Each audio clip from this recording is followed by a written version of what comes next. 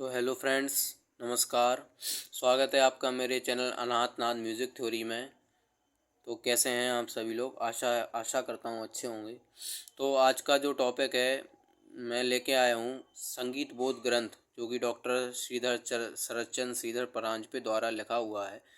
तो इस ग्रंथ का जो फर्स्ट चैप्टर है, आज मैं उस फर्स्ट चैप्टर को मैंने स्टडी की, समझा है, कई बार समझा है। उसको स्टडी करके मैंने जो शॉर्ट नोट बनाए हैं, आज हम उसकी चर्चा करेंगे तथा आप सब लोगों को समझाएंगे। तो सबसे पहले देख लेते हैं फर्स्ट चैप्टर की भूमिका तथा उसका में क्या मैटर दिया गया। तो संगीत की परिभाषा, फर्स्ट चैप्टर इसका, संगीत क्या है, संगीत और गंधर्व, मार्गी, देसी संगीत, उत्तर भारतीय तथा दक्षिणात्य संगीत शैली तथा उत्तर तथा दक्षिण में सामंजस्य आदि। तो चलिए फ्रेंड्स, जल्दी से स्टार्ट करते हैं नोट्स। तो इसमें दिया गया है ललित कला। यह नोट्स मैंने बहुत ही, इसमें जो सुलझे हुए पॉइंट्स हैं, जो कि महत्वपूर्ण बिंदु हैं, काम के हैं, जो कॉम्पिटिटिव एग्ज़ाम में आते हैं, मैंने ये उसी को सोचकर बनाए हैं। इससे हमें बहुत बेनिफिट मिलेगा। तो आगे देखते हैं ललित कला। ललित कला क्या है? यह कला भौतिक उत्कर्ष एवं यश के अलावा आध्यात्मिक सुख संतोष का साधन है।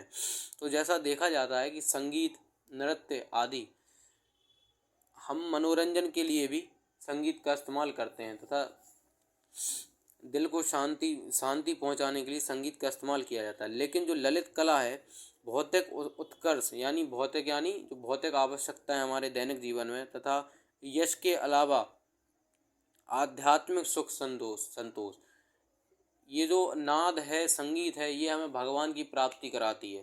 तो भौतिक उत्कर्ष को छोड़कर आध्यात्मिक सुख संतोष का भी साधन है। इस पॉइंट का मतलब ये है। आगे देखते हैं, संगीत भक्ति एवं उपासना का मार्ग भी है। अगला पॉइंट, उपासना के दो प्रकार रहे हैं, वैदिक और तांत्रिक। वैदिक ऊंचे वर्ग के लोगों द्वारा प्रौढ़ मस्तिष्क, प्रचुर धन की आवश्यकता, सामान्य जनता के लिए यह मार्ग सुलभ नहीं था। इसे आदि ब्रह्मा से निर्मित माना जाता है। तांत्रिक सामान्य तक पहुँच, इसमें शिव और शक्ति की पूजा की जाती थी। यह सदा शिव द्वारा प्रसारित माना जाता था। बौद्ध परंपरा में अन्य परंपराओं से मतभेद या, परंतु धर्म और उपासना के साथ इसमें संगीत को महत्वपूर्ण स्थान दिया गया। बौद्ध धर्म में संगीत तिब्बत, जापान, हिंद, भारत, चीन, इंडोनेशिया तक फैला था।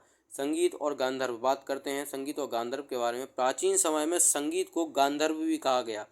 प्राचीन समय में गांधर्व इसका प्रयोग करते थे, इसलिए इसे गंधर्व संगीत कहा गया। इनमें संगीत के साथ वाद्य भी प्रधान। गंधर्व में स्वर, ताल तथा पद तीनों का महत्वपूर्ण स्थान था। सार्थक शब्दों का जो समूह होता है, वह स्वर व ताल में निबद्ध होकर संगीत कहलाता है। यह संगीत की बहुत ही सुलझी हुई अच्छी परिभाषा है। सार्थक शब्दों का समूह स्वर व ताल में निबद्ध होकर संगीत कहलाता है। गांधर्व में गीत की प्रधानता थी, इसलिए इसे संगीत कहा गया। ध्यानपूर्वक अवधान से गाया गीत ही संगीत है। मार्ग क्या है? मार्गी और देसी संगीत। समाज का प्रतिष्ठित वर्ग जो संगीत अपनाता है, उसे मार्गी संगीत कहलाता है। यह शाखा व्याकरणबद्ध होती है, सुसंस्कृत जनों में पाई जाती है। देसी संगीत, इसमें स्थानीय विशेषताएं होती हैं, इसमें लोक रुचि के अनुसार विकास होता है। शास्त्रीय संगीत अपना अस्तित्व बनाए रखने, ताजगी रखना आवश्यक है, इसलिए लोक संगीत का सहारा लेता है। नए नए तत्व की खोज लोक संगीत से लेता है। अगला पॉइंट है, ये ग्रंथ है संगीत सुधाकर, जो कि नरेश हरिपाल द्वारा रचित है। दक्षिणी संगीत में राग प्रदर्शन के अंतर्गत वादी संवादी जैसे स्वरों का महत्व नहीं होता है। उत्तरी संगीत की प्रमुख विशेषता, ये एक बहुत प्रमुख पॉइंट है कि जो दक्षिणी संगीत में राग होते हैं, उसके अंदर वादी संवादी स्वरों का महत्व नहीं होता है, लेकिन उत्तरी संगीत में यह प्रमुख विशेषता होती है। अगला देखते हैं, उत्तरी संगीत में ध्रुपद कहते हैं, लेकिन कर्नाटकी संगीत में इसे कीर्तनम कहा गया है। ख्याल को वहाँ कृति कहते हैं। ठुमरी जो यहाँ ठुमरी प्रसिद्ध है, उसको कर्नाटकी संगीत में जावली कहते हैं। तराने को वहाँ पर तिल्लाना कहा जाता है। दक्षिण में गायन और वादन में शब्द का उतना ही महत्व है जितना स्वर का, परंतु उत्तर में शब्द को सर्वथा गौण माना जाता है। दक्षिण में वाद्यों पर गीत बजाए जाते हैं। दक्षिण में जो वाद्यों पर गीत बजाए जाते हैं, तंत्रकारी ऐसी स्वतंत्र वादन शैली वहाँ नहीं पाई जाती। श्रुति भेद से नई स्वरावलियों का आभास कराना। श्रुति। तो इसी के साथ फर्स्ट चैप्टर हमारा कंप्लीट हुआ। मैंने आपको फर्स्ट चैप्टर में जितने भी इम्पोर्टेंट पॉइंट थे मैंने सब आपको बारी बारी समझाए। आगे आप इसको पढ़ते रहें। अगली श्रृंखला में हम इसका सेकंड चैप्टर संगीत का उद्गम एवं विकास के बारे में विस्तृत चर्चा करेंगे। धन्यवाद। जय हिंद। शुभ रात्रि मित्रों।